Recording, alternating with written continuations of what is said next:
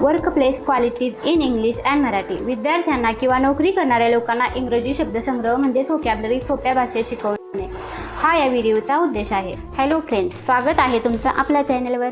जेव्हा आपण एखाद्या ठिकाणी काम करतो, जॉब करतो किंवा भविष्यात इंटरव्ह्यूला जातो तेव्हा आपल्याकडे काही खास गुण असणं खूप गरजेचं असतं. या गुणांना इंग्रजीत काय म्हणतात आणि त्यांचा योग्य वापर कसा करायचा हे आज आपण अगदी सोप्या भाषेत शिकणार आहोत. आज आपण शिकणार आहोत टॉप लेवलचे वर्क प्लेस क्वालिटीज वर्ड्स, जे तुमची पर्सनॅलिटी आणि इंग्रजी दोन्ही सुधारतील. चला तर मग सुरू करूया. पंक्च्युअलने समय का पाबंद, वेळेचे पालन करणारा. आपला पहिला शब्द आहे पंक्च्युअल.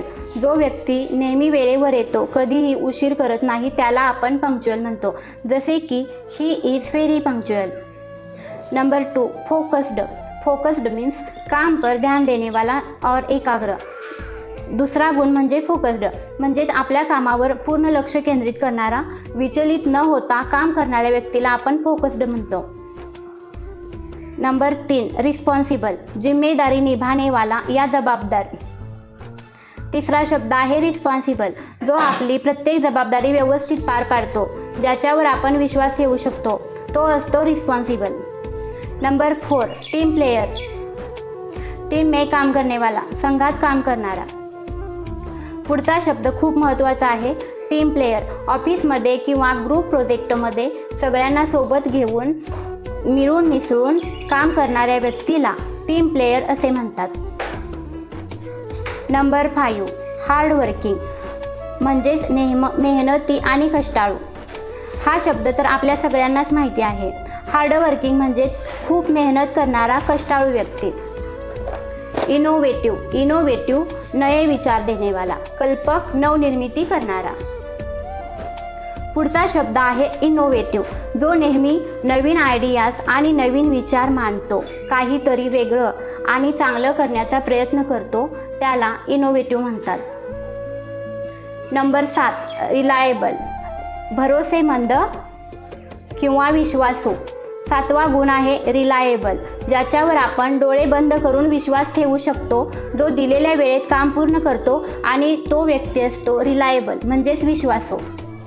8, एफिशियंट, काम में कुशल या कार्यक्षम. पुढचा शब्द आहे एफिशियंट, कमीत कमी वेळेत आणि न चुकता अगदी अचूक काम करणाऱ्या कुशल व्यक्तीला आपण एफिशियंट म्हणतो. डिसिजिव्ह, निर्णय लेनेवाला, निर्णय घेण्याची क्षमता असलेला. 9वा गुण आहे डिसिजिव्ह, योग्य वेळी योग्य निर्णय, योग्य वेळी आणि खंबीर निर्णय घेण्याची क्षमता असलेल्या व्यक्तीला डिसिजिव्ह म्हटलं जातं. Goal oriented. Number 10, goal oriented, लक्ष्य पर केंद्रित, या ध्येयावर लक्ष ठेवणारा.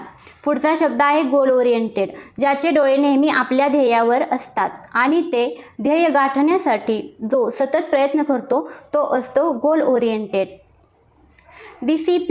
डिसिप्लिन म्हणजेच अनुशासित आणि शिस्तप्रिय, नियमांचे पालन करणारा आणि शिस्तीत राहून काम करणारा व्यक्ती म्हणजे डिसिप्लिन्ड. रेझिलियंट मीन्स दबाव में काम करनेवाला, संकटातून सावरणारा. हा शब्द नीट समजून घ्या. रेझिलियंट, कामाचा कितीही दबाव, प्रेशर असो किंवा कठीण परिस्थिती असो, खचून न जाता पुन्हा जोमाने उभं राहून काम करणाऱ्याला रेझिलियंट म्हणतात. ॲडप्टेबल म्हणजेच लचिला स्वभावाला, परिस्थितीशी जुळवून घेणारा.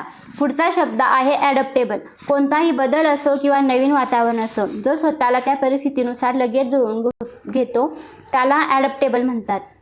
नंबर 14, लीडर मीन्स नेतृत्व करनेवाला किंवा नेता.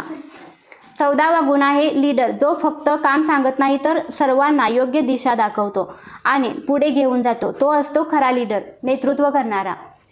नंबर 15, कोऑपरेटिव्ह म्हणजे सहयोगी किंवा मदत करणारा. पुढचा शब्द आहे कोऑपरेटिव्ह, कामाच्या ठिकाणी एकमेकांना मदत करणारा, सहकार्य करणारा स्वभाव असणाऱ्या व्यक्तीला कोऑपरेटिव्ह म्हणतात.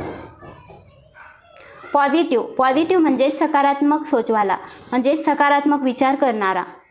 16वा गुण आहे पॉझिटिव्ह, नेहमी चांगला आणि सकारात्मक विचार करणारा, प्रत्येक अडचणीत संधी शोधणारा व्यक्ती. 17, कॉन्फिडेंट म्हणजेच आत्मविश्वासी. आणि शेवटचा पण अत्यंत महत्त्वाचा गुण आहे कॉन्फिडेंट म्हणजेच आत्मविश्वासी, ज्याला स्वतःच्या क्षमतेवर पूर्ण विश्वास असतो. तर विद्यार्थी मित्रमैत्रिणींनो, हे होते ते 17 गुण वर्क प्लेस क्वालिटीज जे तुमच्याकडे असायलाच हवेत. आता मला कमेंट करून नक्की सांगा की या 17 गुणापैकी तुमच्यामध्ये कोणते 3 गुण सर्वात जास्त आहेत. हा व्हिडिओ जर तुम्हाला आवडला असेल आणि यातून काहीतरी नवीन शिकायला मिळालं असेल तर व्हिडिओला नक्की लाईक करा, आपल्या मित्रांसोबत शेअर करा आणि अशा सोप्या भाषेत इंग्रजी शिकण्यासाठी चॅनेलला सबस्क्राईब करायला विसरू नका. भेटूया पुढच्या भागात. धन्यवाद. थँक्यू.